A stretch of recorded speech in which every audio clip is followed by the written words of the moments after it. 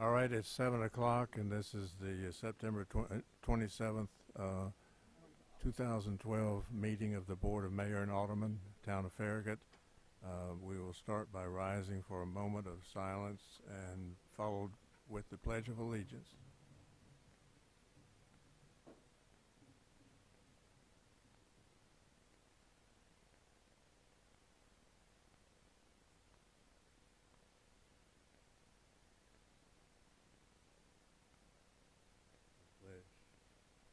Pledge allegiance to the flag of the United States of America and to the republic for which it stands, one nation, under God, indivisible, with liberty and justice for all.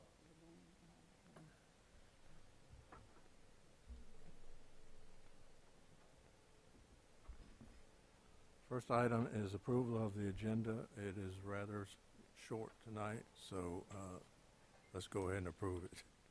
Mayor, I did need to ask if the board would mind deleting item 7D, approval of contract amendment with Freeman Webb. Yeah, with that stipulation. Motion approved. I'll second. All in favor say aye. Aye.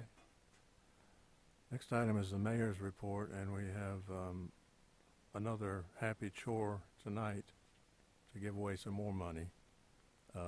This is the occasion of the 5th annual Knox County Fall Fire Protection and Fire Prevention Festival, which will be held next Saturday. Is that right? Not this one? That's right.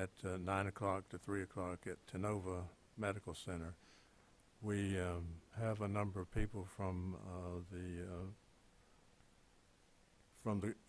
organization, and we have a spokesman, right? Come on down and introduce yourself. You're Mr. Comisty?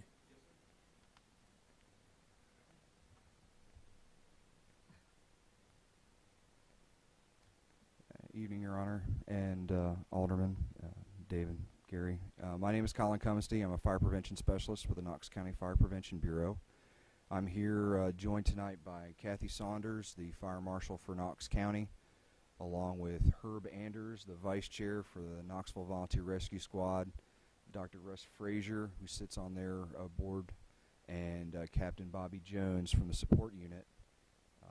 We are here to accept the generous donation from the town of Farragut in support of the 5th Annual Fall Fire Prevention Festival at Tenova Turkey Creek on October 6th. Why don't you tell us a little bit about what you do? Part of my job is that I help with the public education efforts at the Fire Prevention Bureau in support of getting everyone aware of the multitude of information that's out there as far as smoke detectors and carbon monoxide alarms and escaping your home. And we're starting to move with the trend that we're taking with the Fall Fire Festival to injury prevention and disaster preparedness. In light of last year's April storms, we took a lot of the festival space last year devoted to incident recovery, helping people understand what they can do in the event of a disaster to recover more easily from it, to get their life back in order.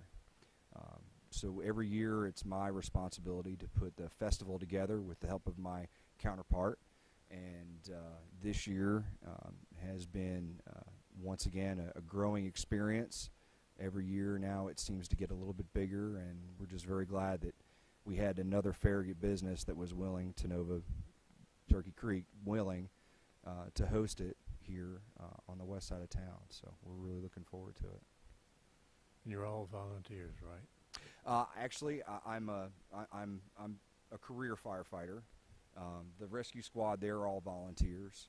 They receive no compensation for the efforts that they put in to provide their 24-hour emergency services to the citizens of Knox County. That is one of the reasons why we chose them as our charitable beneficiary for the festival this year. The contribution that the town is making and Publix grocery stores, another Farragut business, is making will go to support our ability to provide concessions during the event, which the rescue squad will be providing volunteers to provide lunches for everyone that comes. for a donation, which they will use to support their efforts to staff their emergency equipment 24 hours a day here in Knox County. Well, we appreciate what you do, and you want to introduce your compatriots? Sure, that would be great. I'd like to. Do you guys want to come up and I'll introduce you real quick?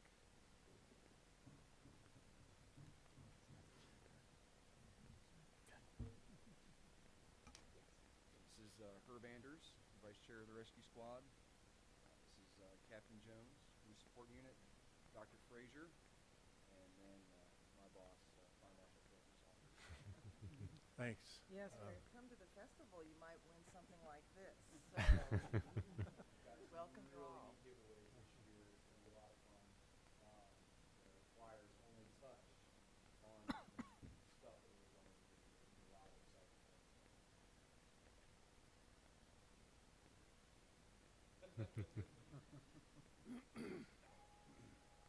we thank you for all you guys do, too, for our town.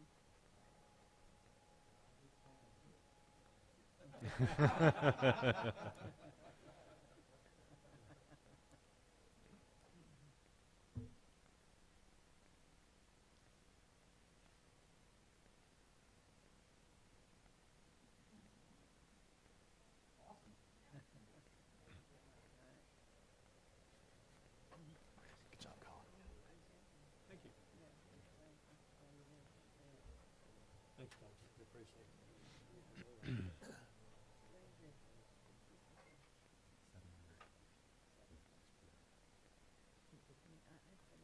It's a great event.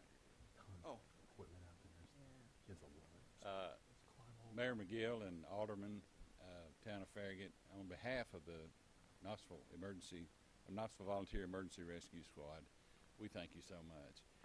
And for the over 125 volunteers, and some of them, it's like a second job to them because they will volunteer over 2,000 hours a year for their efforts. And to be a volunteer at the Knoxville Rescue Squad, you have to commit to at least 12 hours a week.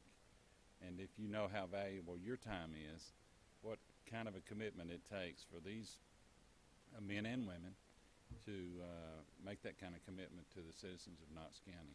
We have our West Station is located on Hickey Road, and that's manned 24 hours, and so we answer these calls, our volunteers do.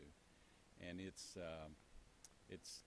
due it's due in part to this type of donation that private citizens and the city of Knoxville, Knox County make toward the rescue squad. It's a great organization, and it's been in business for over 50 years.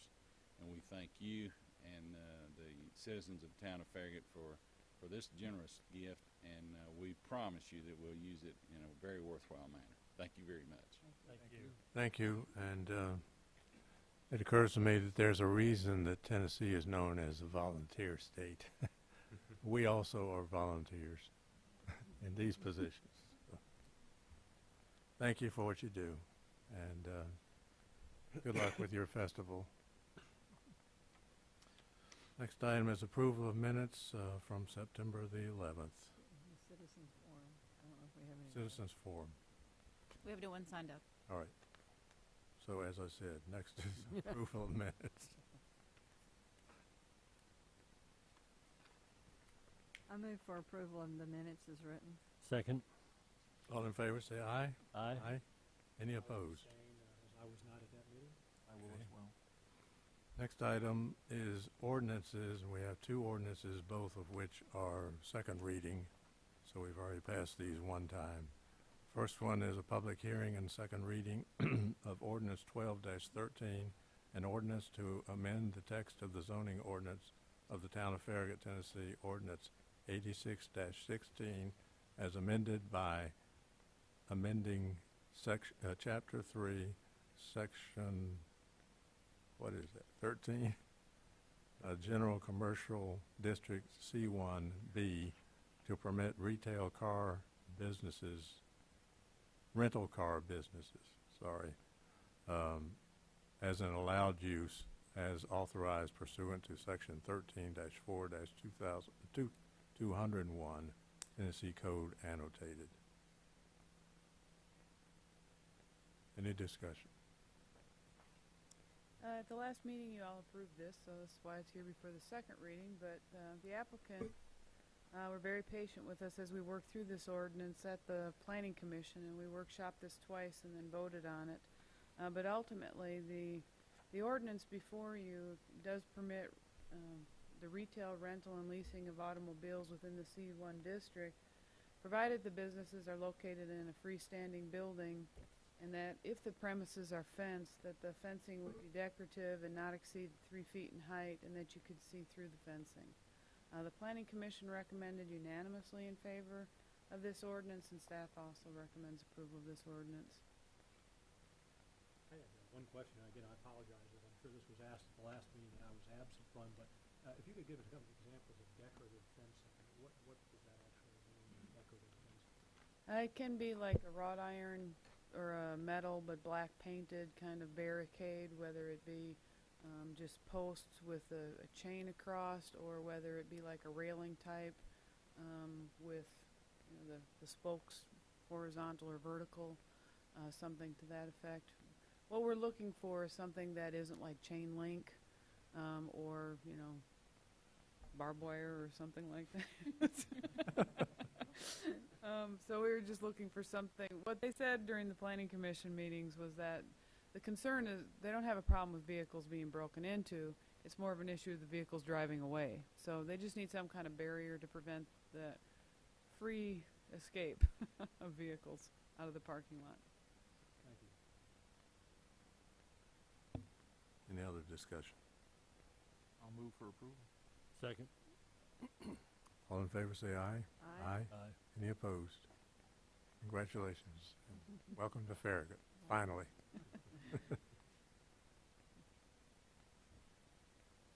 The next ordinance is Sorry.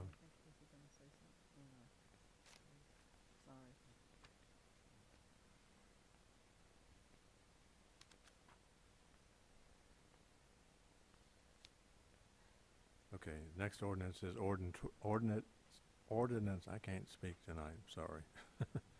Ordinance 12-14, an ordinance to amend the text of the zoning ordinance of the town of Farragut, Tennessee, Ordinance 86-16, as amended by amending Chapter 4, Section 23, site plan regulations to require finalized, stamped, approved site plans, all associated with revisions to be submitted as a PDF, and to require approved as built to be submitted as a PDF prior to the issuance of any certificate of occupancy, and to clarify pre-submittal meetings requirements as authorized pursuant to Section 13-4-201 Tennessee Code annotated. Again, this is the second reading of this ordinance, and this was a staff-initiated ordinance. We are required to keep copies of all plans that come through our doors as long as they are active, so it's the life of the site or the building or whichever. And so we currently keep the plans in the vault, and the staff refers back to these plans on a regular basis. As you can imagine, we're kind of running into a storage problem, and moving them off-site does create a logistics problem. So our goal is to start transferring everything to a digital format as a PDF, which is kind of a universal format, and you can access it easily on your computers. And then that, so that as all new plans as they come in, that they're submitted to us in that format. Now, the second aspect of this ordinance is just clarifying the pre-submittal meeting requirements. This actually this process started a few years ago. We actually amended the subdivision regulations to require the pre-submittal meeting. It is already in our development manual requiring the pre-submittal meetings. The purpose of the pre-submittal meetings is really to help a project move through quicker, faster, and time is money, and to help help it go through faster, so that we can save applicants money through the process. The idea is to get with folks on the front end before they put too much pen to paper, and having to redo things, which costs money ultimately if you're paying a designer, whether it be an engineer, a surveyor, an architect, or whatever on the front end to make those changes. The Planning Commission unanimously recommended approval of Ordinance 1214, and staff also recommends approval of this ordinance. I do assume that when you put things away electronically that you have all sorts of backups. You know, I hope you are correct also. We have a new IT person, so I think we're on the right track. I mean, if you never have paper, then We have to maintain the paper. We will have to keep the paper. We can't get away from the paper in that respect, but it won't be readily accessible, and having access to the PDFs will be even more accessible than the paper currently is, but it will allow us to move those plans off-site so that we aren't using valuable space in the vault, because the vault's getting pretty tight right now. okay, thanks. Any more I'll discussion? make a motion to approve ordinance 12-14. Second. All in favor say aye. Aye. Aye. Any opposed? Next is business items, and the first item is approval of Dream Connection 5K run, walk, and 1 mile fun run. Yes, sir. This item involves a request for approval of the Dream Connection special event application related to the 5K run, walk, and 1 mile fun run through portions of the town of Farragut on Saturday, November 3rd. The Dream Connection is a nonprofit organization dedicated to fulfilling the special dreams of children ages 3 through 18 who are facing with life-threatening or chronically debilitating illnesses in East Tennessee. As shown in the sketch map provided by the applicant, the event will start and end at the Regal Cinemas Pinnacle off Parkside Drive in the city of Knoxville. Most of the route, however, will involve streets and a small walking path section in the Covert Turkey Creek and Sweetbriar subdivisions, which are within the town of Farragut. The route is a USA Track and Field certified course and was the same route that was used in the last year's 5K run walk for autism. The event will begin at 8 a.m. and conclude at 9:30.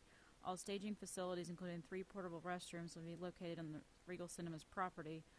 Along the route itself, the race organizers will have the Knox County Sheriff's Department deputies on hand for traffic control and security. EMS personnel will also be on hand. Trash and recycle bins are expected to be provided by the City of Knoxville, and cleanup will be conducted by the members in the Dream Connection. Enclosed with the completed application is a letter which indicates that the USATF will provide general liability insurance coverage for this event. Staff recommends approval, provided the Dream Connection supplies the town staff with the insurance liability certificate, and staff also recommends that the Dream Connection ensure that upon the event's conclusion, the entire course is free of any litter. And they have provided their liability insurance at this time. Great idea on the recommendation of the litter, by the way. I'd hate to think residents in these neighborhoods are gonna be out picking up stuff the next day, and certainly would be a good neighborly kind of thing to do. And I'm sure they'll do a good job of cleaning up, but good idea to include that in there. When is the Farragut Fall 5K? I know it was postponed. I want to say it's November 3rd. Or It's the November- same day. Oh, just. Is it? It is. I At think Bob this Leonard event Park. I think they changed their date, didn't they? They didn't change Changes it. to this day. Oh. Thought what? Maybe the change date was. Farragut Fall 5K did get postponed from September up until November, so it is now on the same date as this one. That seems like really poor planning and a real dilution of the effort. And plus, it seems like that's going to be a logistical problem. They're both running they both run at the same time. They're both in the same area. We're going to be blocking off Turkey Creek. That just seems like a poor choice of dates. Are we sure? I don't- I don't think they're blocking off Turkey Creek. I think they're just asking to go through the Sweetbriar and the Covert. Yeah, they won't be on. Right. Parkside Drive. Farragut Fall 5K will. Well, the 5K will actually be at Bob Leonard Park, so it'll be at Okay, it's the going to be park location. Okay, I'm thinking of the Turkey. Turkey Trot. Trot. So when is that? That's Thanksgiving. A couple more weeks after that, right? Okay, so we don't have that conflict. It's just a conflict of dates. I thought it was later in November. No, ma'am, they moved it up, I'm pretty sure, to that Usually day. Thanksgiving weekend. I think it was Thanksgiving Day. Yeah. The Turkey Trot. Yeah. Right. And this organization is aware that it's the same day. Oh, it is, okay. That would definitely delete participation. 'Cause I can't run into it at the same time, Pretty fast. no matter how good I think I am. And I know that both organizations are for a great purpose too, so. Yeah, I think it's unfortunate. I'll make a motion for approval. I'll second it. All in favor say aye. Aye. Aye. Any opposed? Next item is approval of certificate of compliance for off-premise liquor store permit for Knoxville Wine and Spirits. Yes, And sir. this- Before you tonight is the completed application for the agenda item for the approval of the certificate of compliance for the off-premise liquor store at 10741 Kingston Pike. Before the applicant can receive a license for the establishment for an off-premise liquor store, the applicant shall make application for a certificate of compliance for a specific location and be granted such certificate for the specific location by the board mayor and alderman. The number of off-premise liquor stores that may be issued for locations within the town of Farragut shall not exceed 5 stores. Currently, there are 3 within the town of Farragut. Turkey Creek Partners is the applicant for the off-premise liquor store. The partners are Amelia Maddox and Tommy Working of Nashville, James Turner and Stanley Griffin of Knoxville. The applicant has completed all the records and advertising requirements, and staff recommends approval of the certificate of compliance for the off-premise liquor store permit for Knoxville Wine and Spirits at 10741 Kingston Pike. And Stanley Griffin and Tommy Working are here tonight, if there's any questions. If you could point out on that diagram exactly where we're talking about on there. I can't quite read the print. Where the store is right Yeah, here. the store we're talking about. I'm going to draw kind of a rough blue line right where it's at. It's separate from the store. It is separate from the store. Separate entrance, but it is attached to the building, is it not? I will tell you, I have had more questions about if there is going to be a liquor store attached to Costco than any question about Costco I've had. So, welcome. I think you're going to be very busy. Isn't it similar to the store in Atlanta? Don't they have that too? Yeah, I think I've seen that. The beer is inside the store, but the liquor is not. Isn't that right? That's correct. Yeah. The only other question is, when does the wine come into the store too? Get a lot of that. Mm-hmm. Yeah, well, there's still Yeah. legislation to be done before that can happen. And we don't get to do it. I'll move for approval. Second? All in favor say aye. Aye. Any opposed? And the next item is approval of radio communications contract. Thank you, Mayor. You may recall during the CIP presentation, we had proposed the allocation of $30,000 for fiscal year 2013 for the purchase of these radios.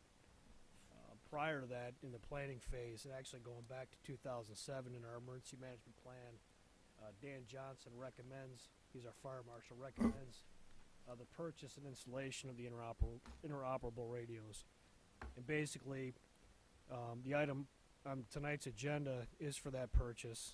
We would be purchasing 7 individual securely encrypted interoperable radios, which will allow us seamless communication with Knox County 911 and other governmental agencies that are on that system. This has been a long-needed function for the town, a system for the town, and in the recent years we've had a couple weather-related incidents where we've needed these, and I think this is again long overdue and part of our emergency management plan. We are part of TEMA, Tennessee Emergency Management Agency, which falls under FEMA, the Federal Emergency Management Agency, and the requirements within both of those organizations, I don't know if they're mandated for us, but this is one of those things where we need to be on that system in order to be kept in the loop on communications for the continuity of government. Anything would ever happen, we need to be able to talk to our emergency folks, and this will give us that ability. Dan's here to answer any questions on the fire emergency management side, and for logistical purposes, we have a breakdown of the cost. This is through Motorola, which is a statewide issued contract, and the total cost proposed is $29,712.75, and that is for the radios and also the encryption package, and also for the licensing fee through Knox County. We're requesting that the board approve not more than $30,000 to give us a little room, $200 wiggle room on that. So our recommended motion tonight is that the board approve this for not more than $30,000 to purchase these radios. I'll be happy to answer any questions you may have. Gary, this must be pretty easy to add another one if we ever needed to, I assume. Another radio for you. Yeah, I mean, the way that the system is set up, it's expandable, and I think that was the whole purpose of us waiting for this, is that they were going through their own process of what radios they were going to get for the county and the state. So once they came out with this system, Dan did the evaluation on it, and we determined it was the best time. But yes, it's expandable. Yeah, I just want to speak to that. That is the key feature, is it's expandable, and we're not having to pay for all the infrastructure associated with it. We do have to pay a user fee, but overall it's very minimal. So. Dan, how many base units do we have? Well, I mean, currently we have nothing. No, in this package, how many of these are base units? We are actually, what we've proposed to start with is 7 units in total, and they're currently portable units. And the way this system's designed, that will be appropriate for coverage. The backbone to the system is built on a regional system that stretches from North Georgia all the way to Knoxville, and includes pockets of coverage in Nashville, Memphis, with future coverage tying through Tennessee Highway Patrol throughout the 75, 40 corridor, and 65 corridor. Short answer to your question, we'll have one base station here for Town Hall, which would I imagine would probably be in David's office, and then we'd have the 6 other portable units. But I would think we would keep one. Yeah, our designation would be 1 unit for here at the Town Hall, and then the other units would be dispersed as appropriately needed. So. How often do you see us using these? Any time that there's an activation. And the activation doesn't necessarily have to be an emergency. It can be an event. Yeah, we could actually utilize these for special events, parade, if we needed to coordinate some other event as far as involvement with Picnic on the Pike, or other large-scale events where we would have a lot of people and a lot of our resources involved in that. Okay. Now, do we currently have in the town a two-way radio system that we use for all to keep in contact with our people, the Public Works trucks and all that? The Public Works trucks, and I'll defer to Dan or David to talk more on this, but from what I understand, the Public Works trucks, antiquated system, it's line of sight. You have to be within a certain range, which is a short range, and with the topography around here, it's tough to keep those communications open, but they're installed in the truck. I mean, we rely heavily on our phone, just our cell phones right now. So it's intermittent communication, and it's a very antiquated system, and it's not. It wouldn't be compliant with this, so it would replace that. So we have the line of sight. They're basically the little walkie-talkies with a 1 watt, maybe 2-3 mile range. Well, I think they're actually installed in the vehicles. They are in the vehicles, and there's a base unit at the front desk, and our end is just like a phone.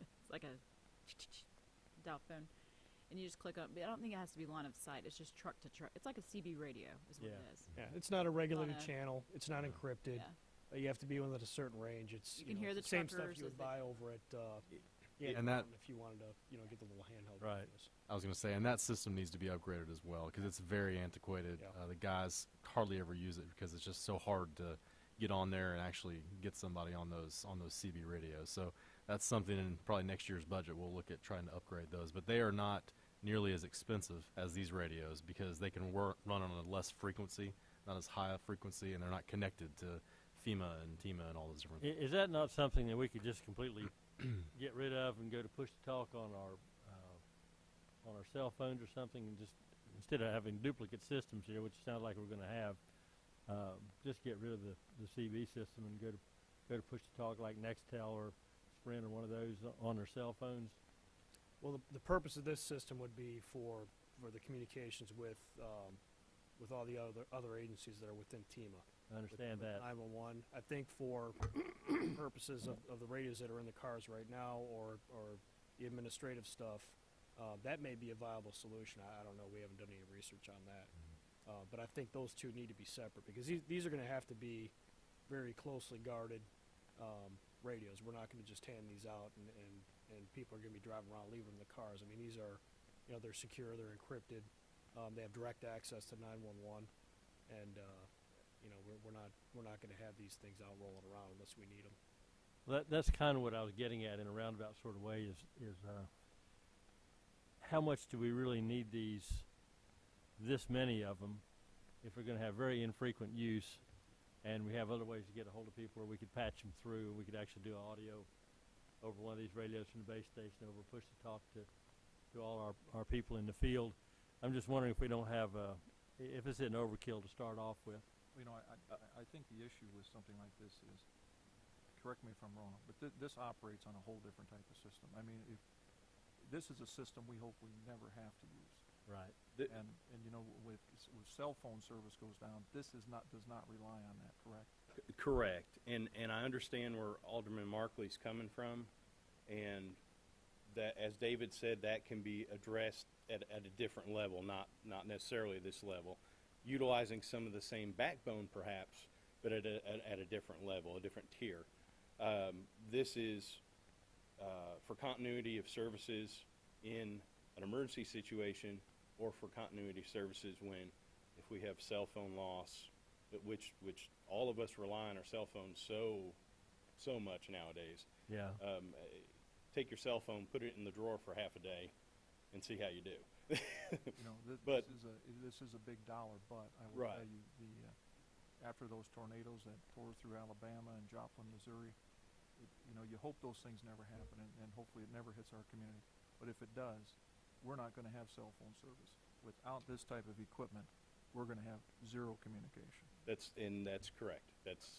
And we talked about the minimum number we would need, and honestly, with an emergency situation, every one of these would be activated, every one of these departments. So I it's one of those things where in our emergency preparedness plan, we would rather, it would be better if we had it and didn't need it than we get to a point where we're lacking those radios. So we came up with this number to have the one base station and then the 6 other mobile units, and to have some redundancy, because you might have some that may go down, may have a battery dead, may have some problems. So this would be the minimum number that we would recommend getting. Well, that's kind of what I'm looking at. And don't get me wrong, 'cause I am a big advocate of emergency preparedness, and I've kind of lobbied for this, that we have this. I just want to be sure that when we're getting into it, we're not stepping in deeper than we need to.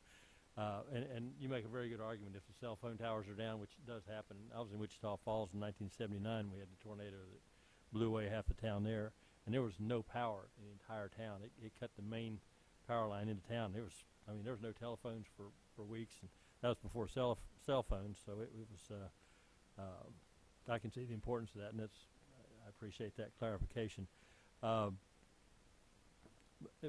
as Alderman Honkin said, and Gary picked up on that, I see these things kicking around in a pickup truck. They get used maybe once every year or two.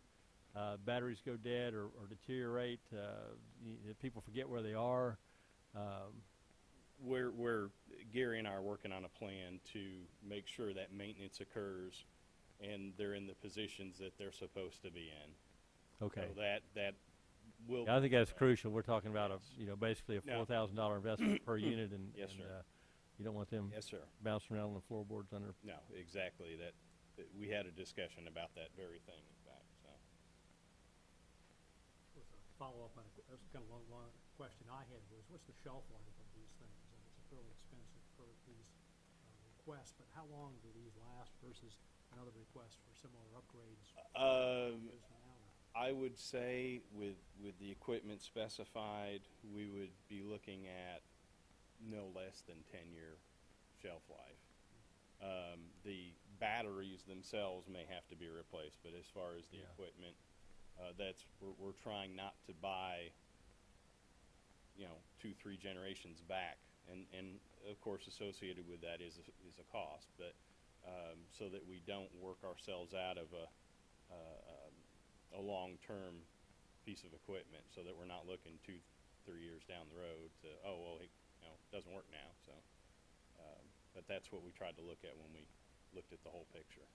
I think the other key to this is that over the last 10 years, ever since 9/11, the federal government's been talking a lot about emergency communications and putting a lot of money into emergency management. Communications, unfortunately, hasn't been one that they put a lot of money. They put a lot of money into equipment, things like that. But what they did do is that they set a frequency level, 700, 800 megahertz, which is the frequency for these radios, for emergency management only. And what's happened over the last few years is there's been different cities go in and set up a 450 megahertz radio system, and the next thing you know, it's changed to 700, 800, so they're having to now buy new radios. Well, we know that this is the system that is going to be long-term, so we know that the frequency that we're getting is correct for the radios, so hopefully we won't have to worry about going and switching these out, in just a couple of years, because all of a sudden things change again from the federal government. I think this is a crucial thing, and I want to acknowledge you guys in having the foresight and taking this on and getting it up and going.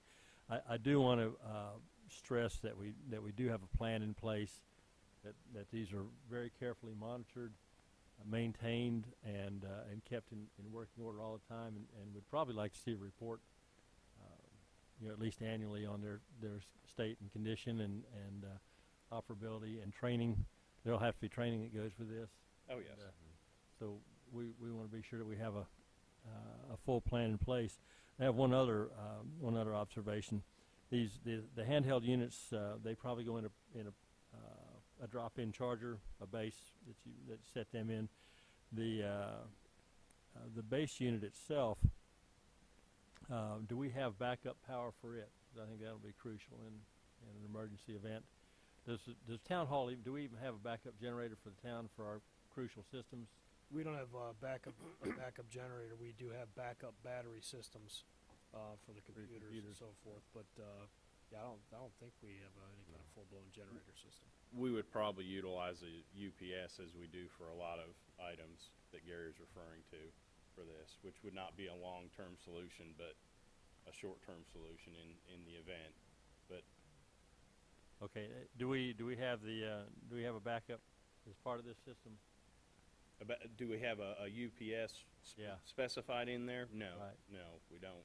Okay, so that would be something that I'd want to be sure we include in this. That it's fail-safe, so that in the event of a power outage or major event, that base unit's up and running. And we purchase, I think Allison can speak to this more than I can, but I think we purchase those on a regular basis. We have them on most of our computers, workstations. Yeah, we want to be sure we have one for this that has, because backup on a computer is just enough time to run it to get your system backed up, which is usually a matter of minutes.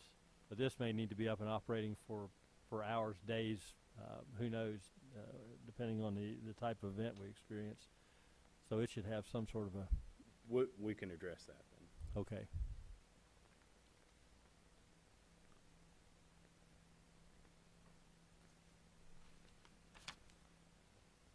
I'll make a motion to approve the purchase of the 7 interoperable radios as proposed in the statewide contract, and approve the fiscal year 2013 payment of the annual intergovernmental user fee as proposed, combined amount not to exceed $30,000. Second. All in favor say aye. Aye. Any opposed? Thank you. Good job, guys. Thank you. Next item is approval of dates for the November and December Board of Mayor and Alderman meetings. Yes, sir. In the past, the Board of Mayor and Alderman has chosen to cancel the second meetings in both November and December due to Thanksgiving and Christmas. The dates for the November meeting are scheduled for Thursday, November 8th, and the December meeting is Thursday, December 13th. The motion is to cancel the meetings of November 22nd and December 20th, and to hold the meeting for November on Thursday, November 8th, and the meeting for December on Thursday, December 13th. Motion approved. I'll second it. All in favor say aye. Aye. Any opposed? So therefore, what are our meeting dates for November, December? Your meeting dates are Thursday, November 8th, and Thursday, December 13th. They're regular meeting dates, Just the first ones, not the second ones. just the first ones. Okay, I've already got them in my books. Good to go. Town administrators report. Just three quick things, Mayor. Tomorrow we're having our staff picnic here at Town Hall from 11:30 or 12 to around 1:30. So obviously, if the board can make it, we'd love to get some free hamburgers and hot dogs. Then we'd love to have you there. September 30th, this coming Sunday, is Picnic on the Pike from 1 to 5 o'clock at the Farragut Press grounds. We're going to have some good food, a lot of crafts, vendors, inflatables for the kids to play on, and great music from 3 or 4 different bands. So should be a great time out there for the community, and it's all free to get in, charges for the different things as you're there. And then we just mentioned it earlier tonight, but October 6th is the Fire Prevention Bureau's Fall Festival. It's going to be a great event, and if you have kids or anybody from the community loves to come there, there's so much equipment for them to play on, fire trucks and bomb squad brings stuff, robots. I mean, you name it, they've got it there. So it's really a good time. That's from 9 to 3 out there at Tenova. So that's all I have tonight, Mayor. Well, we have no attorneys, so we have no attorneys report, and therefore we are adjourned.